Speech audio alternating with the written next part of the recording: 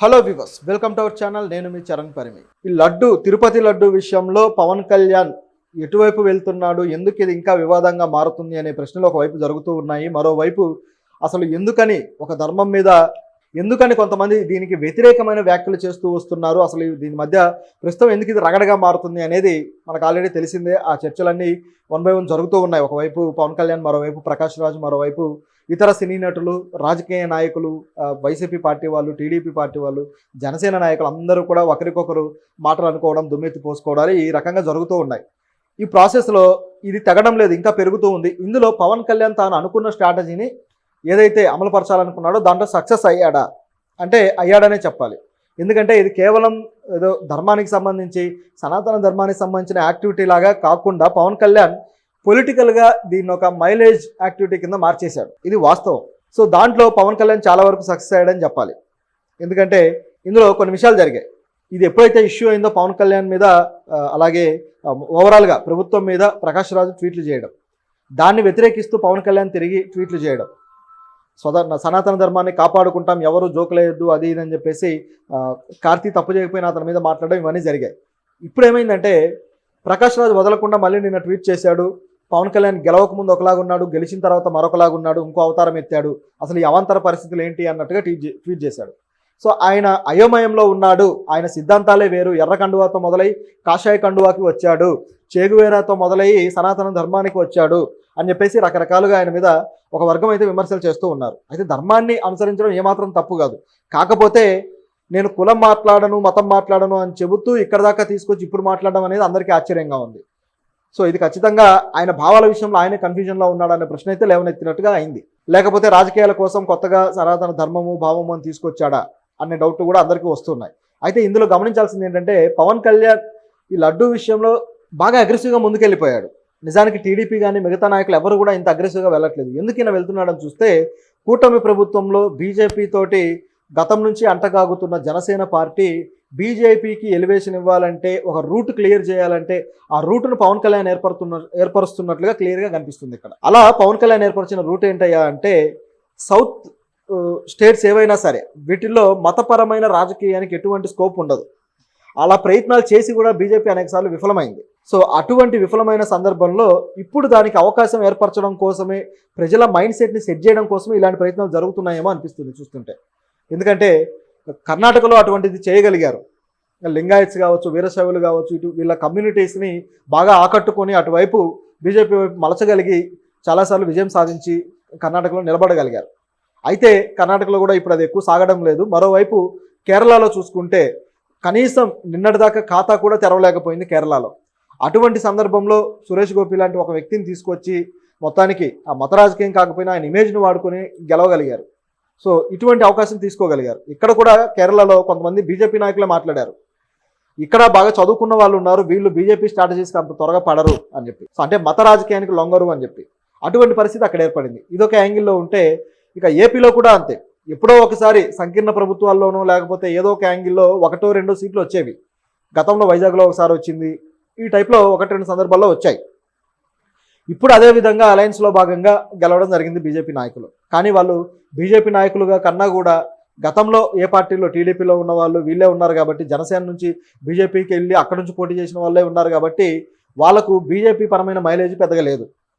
So ఇది ఇక్కడ ఉన్న పరిస్థితి. అయితే దీనికి అవకాశం చేసుకోవాలి, ఎలాగైనా సరే సౌత్ని ఆక్రమించుకోవాలనే ప్రయత్నం అయితే బీజేపీ అప్పటి నుంచో చేస్తుంది. అందులో భాగంగా వాళ్ళకు స్కోప్ దొరకడం లేదు. వాళ్ళ భావజాలం ఇక్కడ పనిచేయట్లేదు. ఏ విధమైన భావజాలాన్ని అప్లై చేయాలి? హిందీని అప్లై చేద్దామని చూశారు, అది వర్కౌట్ అవ్వట్లేదు. కొన్ని మతాన్ని అప్లై చేద్దామంటే అటువంటి స్కోప్ అక్కడ దొరకడం లేదు, అటువంటి అవకాశమే లేదు. ఎందుకంటే మన సౌత్ స్టేట్స్ అన్నీ కూడా కులాల కుంపట్లలో ఇరుక్కొని కొట్టుకుంటుంటాయి. మతం అనే దానికి ప్రాధాన్యత ఇవ్వరు, కులానికి ప్రాధాన్యత ఇచ్చి కొట్టుకుంటారు. సో వీళ్ళందరినీ ఆ కులం కాకుండా మతం వైపుగా తీసుకువెళ్తే అందరూ ఒక గ్రూప్గా ఫామ్ అయ్యి అటువంటి భావజాలంలో ఓటేయడానికి సిద్ధపడతారు అనేది వీళ్ళ ఐడియాలజీ. దానికి తగ్గట్టుగానే ఇప్పుడు స్కెచ్ పారేలాగా చేశారు. దానికి పావుగా పవన్ కళ్యాణ్ ఇప్పుడు వాడుకుంటున్నారు. ఆయనకు స్పష్టంగా ఆదేశాలు ఉన్నాయి. ఏపీలో ఎటువంటి రాజకీయం చేయాలి, ప్రజలందరినీ సనాతన ధర్మం వైపు మీరు రోడ్ల మీదకి రండి, మీరు ఎందుకు ప్రశ్నించడం అని చెప్పేసి రెచ్చగొడుతున్నారు జనాన్ని. ఆయనే డిప్యూటీ సీఎంగా ఉన్నాడు, ఆయన రోడ్ల మీదకి ఎందుకు రావాలి? అసలు హాయిగా సీట్లో కూర్చొని ఎవరెవరు తప్పు చేశారో వాళ్ళందరికీ శిక్షలు వేయించి పని పెట్టుకోవచ్చు కదా. కోర్టుకు వెళ్ళి వాళ్ళందరి మీద కేసులు పెట్టేసి వాళ్ళ సంగతి ఏంటో తేల్చవచ్చు కదా. కల్తీ నెయ్యి ఇచ్చిన కంపెనీలు ఎందుకు వదిలేశారు? ఆ కంపెనీల మీద సిట్టు వేశారు. ఇప్పుడు వీళ్ళు దర్యాప్తు ఏదో చేస్తున్నారు. ఓకే, కానీ ఈ పని ఏదో ఎప్పుడో చేసి ఉండాలి కదా.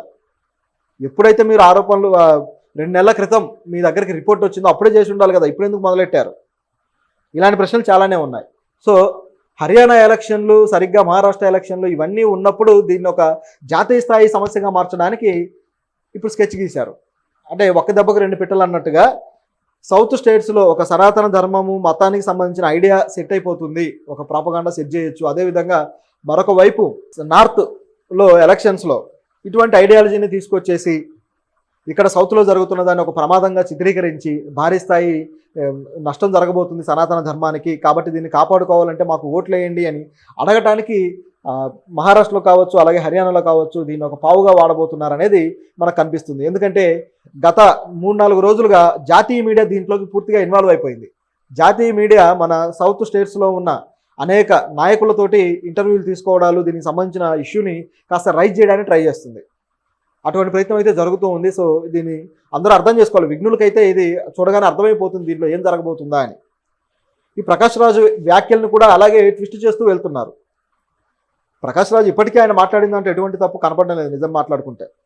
అటువంటి పరిస్థితుల్లో ఎందుకు ఆయన వ్యాఖ్యలను పట్టుకొని లాగుతున్నారు? సనాతన ధర్మాన్ని ప్రకాష్ రాజు విమర్శించలేదు, వాళ్ళని శిక్షించండి అని ఆయనే అడిగాడు. అయినా సరే ఈరోజు ఏం జరిగిందంటే ఫిలిం ఛాంబర్ ఎదుట ప్రకాష్ రాజుని బహిష్కరించాలి మా నుంచి అని చెప్పేసి బీజేపీ వాళ్ళు కొంతమంది క్యాడర్ వెళ్ళి అక్కడ ధర్నా చేసి ఆయన దిష్టిబొమ్మను దగ్ధం చేసి వచ్చారు. ప్రకాష్ రాజు దిష్టిబొమ్మని. అసలు సనాతన ధర్మం మీద ప్రకాష్ రాజు ఏమన్నాడు? ఏమనలేదు కదా. పవన్ కళ్యాణ్ విమర్శిస్తున్నాడు, నువ్వు ముందు ఎందుకు అలా ఉన్నావు, ఇప్పుడు ఎందుకు ఇలా ఉన్నావు అని. దీంట్లో బీజేపీకి వచ్చిన ప్రాబ్లం ఏంటి? పవన్ కళ్యాణ్ బీజేపీ నాయకుడు కాదు, పోనీ సనాతన ధర్మాన్ని ప్రకాష్ రాజు ఏమాట విమర్శించలేదు, శిక్షించమని కూడా అడిగాడు ఎవరైతే తప్పు చేశారో. దీంట్లో బీజేపీ వాళ్ళు ఎందుకు అతన్ని బహిష్కరించమన్నారు? సనాతన ధర్మాన్ని అతను ఏదో చేస్తున్నాడంటే అసలు ఏముంది ఆ ట్వీట్లో? అది కదా ఇక్కడ కావాల్సింది. ఇది కేవలం రాజకీయంగా కాస్త రగడ రేపడం కోసం తయారు చేస్తున్న ఎలిమెంట్ లాగా ఉంది. ఈ కార్తీతో క్షమాపణ చెప్పించడం కూడా అలాంటిదే. దాన్ని ఇష్యూ చేయాలి, పెద్దది చేయాలి, ఏ విధంగా చేయాలని అవకాశం కోసం ప్రయత్నించి చేసిన పని అనమాట అది. సో ఇది ఇక్కడ జరుగుతున్న విషయం. దానికి సాధ్యమైనంతగా ఆజ్యం పోస్తూ పోతున్నారు. ఈ విషయంలో పవన్ కళ్యాణ్ అయితే సక్సెస్ అయ్యాడు. ఎందుకంటే జాతీయ మీడియా ఇక్కడ దాకా దిగొచ్చింది అంటే అది ఊరికే రాలేదు, పవన్ కళ్యాణ్ చేసిన రగడ వల్లే అది ఇక్కడ దాకా వచ్చింది. వచ్చి దాన్ని కవర్ చేయడానికి సాధ్యమైనంత ప్రయత్నం చేసింది. ఇదంతా గమనించి చూస్తే ఇప్పుడు బీజేపీని, ఇప్పుడు ఏపీలో బీజేపీ ఏమీ అధికారాన్ని ఆశించట్లేదు, కాకపోతే సీట్లు, ఎంపీ సీట్లు ఆశిస్తుంది.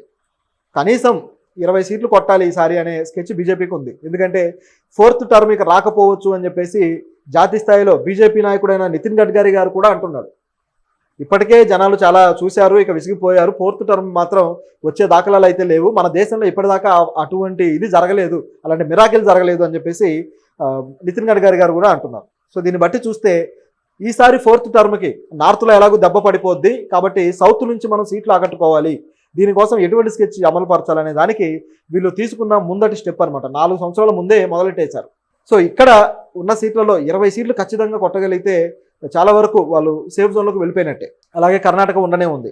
ఇక ఈ ప్రభావం అనేది తెలంగాణలో కూడా పడబోతుంది. తెలంగాణలో దీన్ని నడిపించడం కోసం ఆల్రెడీ ఆర్ కృష్ణయ్య గారిని రంగంలోకి దించేశారు ఒక రకంగా. ఆయన ఏ పార్టీలో జాయిన్ అవ్వలేదు అంటున్నా సరే వెనకాల ఎవరుండి నడిపిస్తారనేది మనకు కనిపిస్తూనే ఉంది. సో ఇక్కడ తెలంగాణలో కాంగ్రెస్కి ఆర్ కృష్ణయ్య కొద్దిగా థ్రెట్ అయిపోయి మొత్తానికి బీసీలందరినీ కూడగట్టి ఓట్లు ఎటువైపు మలచబోతున్నారు అనేది మనం గెస్ చేయొచ్చు. సో ఇలా రాజకీయాన్ని ఒక్కసారిగా సౌత్లో మార్చేయబోతున్నారు బీజేపీ వాళ్ళు. ఇది ఇక్కడ కనిపిస్తున్న విషయం. సో ఇందులో పవన్ కళ్యాణ్ అనేవాడు ఒక అద్వానీలాగా ఉపయోగపడబోతున్నాడు.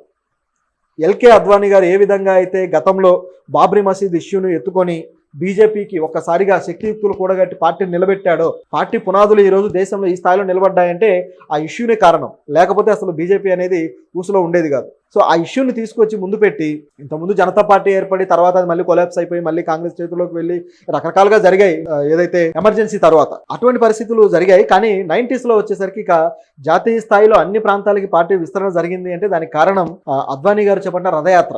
ఆ రథయాత్ర పేరుతోటి ఆయన ఒక పెద్ద యాత్ర చేసి ప్రజలందరినీ కూడగట్టి కమండల్ రాజకీయాలు మొదలుపెట్టేసి భారీ స్థాయిలో తీసుకువెళ్ళిపోయాడు. సో దీనివల్ల ఆయనకి ఎలివేషన్ వచ్చింది, ప్రధానమంత్రి స్థాయి ఎలివేషన్, అదేవిధంగా పార్టీకి ఎలివేషన్ వచ్చింది. ఓవరాల్గా అందరి మూడ్ని మతపరమైన మూడ్గా సెట్ చేయగలిగారు. 90s వరకు కూడా మతపరంగా ప్రజలు లేరు, అందరూ కూడా అందరం ఒకటే, ఇది లౌకిక దేశము, హిందూ ముస్లిం సహకారం కావచ్చు, బాయ్ బాయ్ అనే భావన కావచ్చు, అటువంటి పాటలే సినిమాల్లో కూడా వచ్చాయి.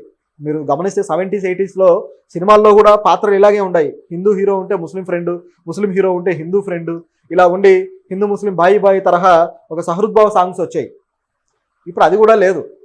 ఇప్పుడు ఎవరు అసలు అటువంటి పాటలు పెట్టడానికి, అలా మిక్స్డ్ కల్చర్ చూపించడానికి కూడా ఇష్టపడట్లా సినిమాల్లో. మీరు గమనించండి, ఒకే ఒకటి కొట్టామా ఇక మతాన్ని ఉపయోగించుకొని కూడా సినిమాలు నడుస్తూ ఉన్నాయి. ఇది ఇక్కడ పరిస్థితి. అంటే మతాన్ని విమర్శించడం కాదు ఇక్కడ నా ఉద్దేశం. ధర్మం అనేది వ్యక్తిగతం. ఎవరి వ్యక్తిగత ధర్మాన్ని వాళ్ళు అనుసరించవచ్చు, వాళ్ళు పూజించవచ్చు, ఏమైనా చేయొచ్చు. రాజకీయాలకు వాడుకున్నప్పుడే సమస్య. ప్రజల శ్రేయస్సుకి మతంతో సంబంధం లేదు. ప్రజలకు అందరినీ మీరు వాళ్ళకి తగిన శ్రేయస్సు ఇవ్వండి అని చెప్పేసి, వాళ్ళకి తగిన అభివృద్ధి ఇవ్వండి అని చెప్పేసి ఓట్లేస్తారు. కానీ అలా చేయకుండా రాజకీయం మారినప్పుడు ఇక్కడ సమస్య వస్తుంది. సో ఇక్కడ అద్వానీ గారి స్టైల్లో పవన్ కళ్యాణ్ గారు చేస్తున్న పద్ధతి ఏదైతే ఉందో, ఈ లడ్డు యాత్ర, రథయాత్ర కాకుండా లడ్డు యాత్ర అనాలేమో దీన్ని. ఎందుకంటే నేను లడ్డును విమర్శించట్లేదు, కానీ దానికి ఉన్న పవిత్రతని వీళ్ళే రాజకీయాలు ఉపయోగించుకొని ఇన్సల్ట్ చేస్తున్నారు. నిజం చెప్పాలంటే లడ్డుకి పవిత్రత ఎలాగో ఉంటుంది, అందరూ గౌరవిస్తారు. కానీ వీళ్ళు తమ రాజకీయాలకు వాడుకొని ఇతర పార్టీల మతం మీదనో లేకపోతే ఇతర పార్టీల ఉనికి మీదనో దెబ్బ కొట్టడానికి వాడుతున్నారు. నిజానికి నిజమైన అసలు సిసలైన భక్తులు దీన్ని ఖండించాలి. మీరు మత రాజకీయ పరమైన వ్యాఖ్యలు చేయొద్దు, మతాన్ని ఉపయోగించుకొని అని చెప్పేసి నిజమైన భక్తులు ఖండించాలి. కానీ వాళ్ళు అలా చేయడం లేదు. వాళ్ళు ఇంకా ఎంకరేజ్ చేస్తున్నారు. ఎందుకంటే వీళ్ళకు కూడా మతపరమైన భావజాలం సంకుచితంగా అయిపోయింది. అంటే పరధర్మాన్ని కూడా గౌరవించాలి మనం ఏదైతే ఆ సెన్స్ ఉంటుందో అది పోతుంది అనమాట. ఇది అన్ని మతాల్లోనూ ఉంది. ఇప్పుడు నిజానికి జగన్ ఎందుకు విమర్శిస్తున్నారంటే ఆయన అటువంటి పద్ధతిలో లేకపోవడం వల్లే. అందుకే ఆయనకు విమర్శలు ఎదుర్కొంటున్నారు. ఎప్పుడైనా అన్ని మతాలని సమానంగా చూడగలిగినప్పుడే అది రాజ్యానికి శ్రేయస్కరం. నిజం చెప్పాలంటే స్టేట్కి ఒక మతం అనేది ఉండదు. స్టేట్ లౌకికంగా ఉండాలి. కానీ మన దగ్గర ఉన్న దౌర్భాగ్యం ఏంటంటే స్టేటే మతాన్ని ఎత్తుకుంటుంది. పవన్ కళ్యాణ్ గారు డిప్యూటీ సీఎంగా వ్యాఖ్యలు చేస్తున్నారా, లేకపోతే ఇండివిజువల్గా ఒక పవన్ కళ్యాణ్ అనే వ్యక్తిగా వ్యాఖ్యలు చేస్తున్నాడా? డిప్యూటీ సీఎంకి అసలు మతం ఏంటి నాకు అర్థం కాదు. ఆ పదవి, డిప్యూటీ సీఎం అనేది రాష్ట్రాన్ని పరిపాలించడానికి ఉపయోగించిన పదవి. ఆ పదవికి మతం ఉండదు. డిప్యూటీ సీఎంగా ఉన్న పవన్ కళ్యాణ్కి వ్యక్తిగతంగా మతం ఉంటుంది. ఆయన వ్యక్తిగతంగా వెళ్ళాలి, వ్యక్తిగతంగా ఆ వ్యాఖ్యలన్నీ చేయొచ్చు. ఇది నా మతం, నాకు సంబంధించిందని. కానీ రాష్ట్ర ప్రభుత్వానికి సంబంధించిన ఇష్యూలాగా దాన్ని మార్చేయాలనే ప్రయత్నం సరైంది కాదు. సో ఇట్లా ఆయన అంటే ఓవరాల్గా చూస్తే ప్రభుత్వమే మతాన్ని తలకెత్తుకున్నట్టుగా ఉంది. ఇది కూడా ఖండించాల్సిన విషయం. కాకపోతే ఇక్కడ ఉన్న స్కెచ్, బీజేపీకి సంబంధించిన స్కెచ్ అని క్లియర్. అలాగే అద్వానీని ఎగ్జాంపుల్గా తీసుకొని పవన్ కళ్యాణ్ వెళ్తున్నాడు అనేది కూడా ఇక్కడ క్లియర్. మధ్యలో ప్రకాష్ రాజ్ గారిని అడ్డం పెట్టుకొని ఆయన మీద విమర్శలు చేస్తున్నట్టుగా డ్రామా ఆడుతూ ఇదంతా నడిపిస్తూ ఉన్నారు. సో దీంట్లో ఇక ఏం జరగబోతుంది, నిజంగానే బీజేపీకి లైన్ క్లియర్ అవుతుందనే చూడాలి. ఎందుకంటే నెక్స్ట్ టర్మ్కి లైన్ కానీ క్లియర్ అయిందంటే బీజేపీకి 20 సీట్లు వస్తాయి. పవన్ కళ్యాణ్ ఇదే మతాన్ని ఉపయోగించుకొని నెక్స్ట్ సీఎం అభ్యర్థిగా నిలబడే అవకాశం ఉంటుంది. కాబట్టి ప్రజలని కులపరంగా ఐక్యత చేయడం చాలా కష్టమైన పని అని పవన్ కళ్యాణ్ కూడా అర్థమైంది గత 10 ఏళ్ల రాజకీయంలో. ఎందుకంటే కాపులే తనకి హ్యాండ్ ఇచ్చి తర్వాత మళ్ళీ వాళ్ళని ఉపయోగించుకొని సపరేట్గా మీటింగులు పెట్టుకొని నేను కులం గురించి మాట్లాడిన పవన్ కళ్యాణే తన కులం వాళ్ళతో మీటింగులు పెట్టుకొని వాళ్ళకి పదవులు ఇచ్చి వాళ్ళని ఎంకరేజ్ చేశారు పార్టీలో. ఈ స్థాయిలో తీసుకుంటూ వచ్చాడు.